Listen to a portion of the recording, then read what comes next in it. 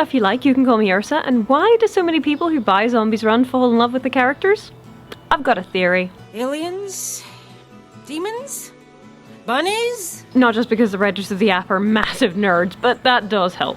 No, indeed, children, it is approximately the same reason why people fancy Loki and Jareth and Tony Stark, why roller coaster dates are a really good idea, and coffee dates are kind of the adult alternative. Not that kind of adult alternative. Remember how last episode I talked about embodied cognition, how you think with your body as well as with your brain? Well, we're taking that and running with it, and we're also looping right back around to misattribution and Hogfather.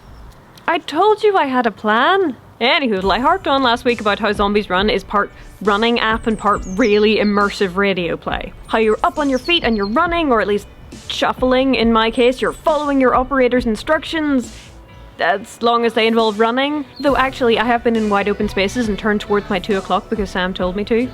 And all of that other good stuff. The thing is that exercise has a whole host of really interesting effects on the mind as well as the body. And I'm not just talking about runner's high, that surge of like euphoria, which often accompanies that surge of adrenaline that you get when you're running. Although that might explain why the Zombies Run fandom is so incredibly chill. I mean that exercise, along with stress, threats of danger, rickety bridges, really attractive people, roller coasters, caffeine, causes physiological arousal, dilated pupils, racing heart, heavy breathing, heightened sensory alertness. Basically your body being ready to throw you into fight, flight, or freeze at any moment. Here's the thing, human beings are completely atrocious at figuring out why they feel the way they feel.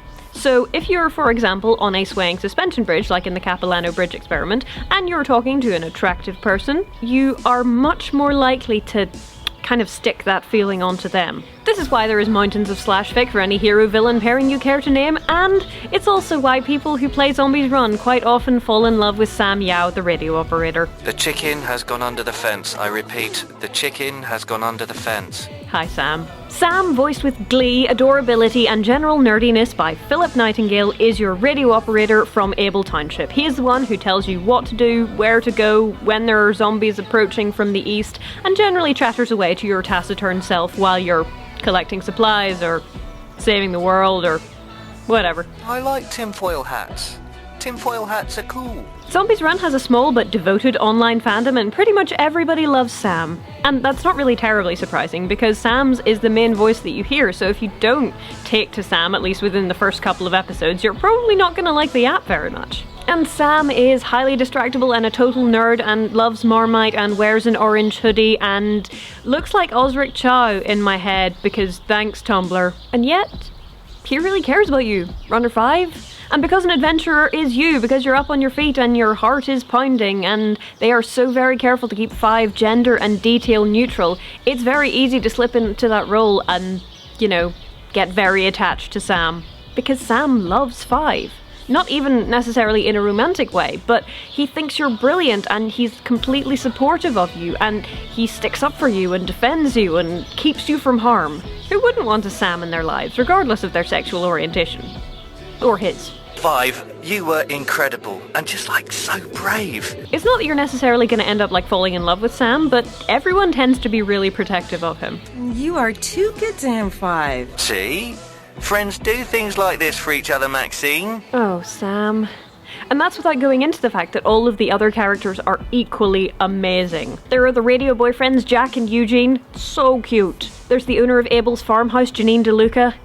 Don't mess with her. Not ever. There's Major DeSanta. She is similarly terrifying. There are your fellow runners, 8 and 3 and 4 and 7. There are lesbians and gay guys and bisexuals. There are goodies and baddies and in-betweenies. There are Catholics and Protestants and hippies and agnostic Jews and atheists and one Muslim in one episode, but I bet they have more next season. There is gender parity. There are equal opportunities and badassery, and of course, Runner 5 is you, so, you know, easy to identify with. There are the characters who are constantly scared but get the job done anyway, the characters who crack wise in the face of danger, and everyone is just amazing. What I'm saying, basically, is that you should A, think about buying the app, and B, if you do, not be terribly surprised if you fall in love with one or more of the characters. Not just because misattribution is working for you, but also because they are all so very, very lovable. But Sam is totally my favourite. Anyway, if all of this talk of running has tired you out, then don't worry, because next time we are hopefully moving back inside, and also we're gonna make someone else do all of the running. Specifically, Steve. Love Steve. See you then.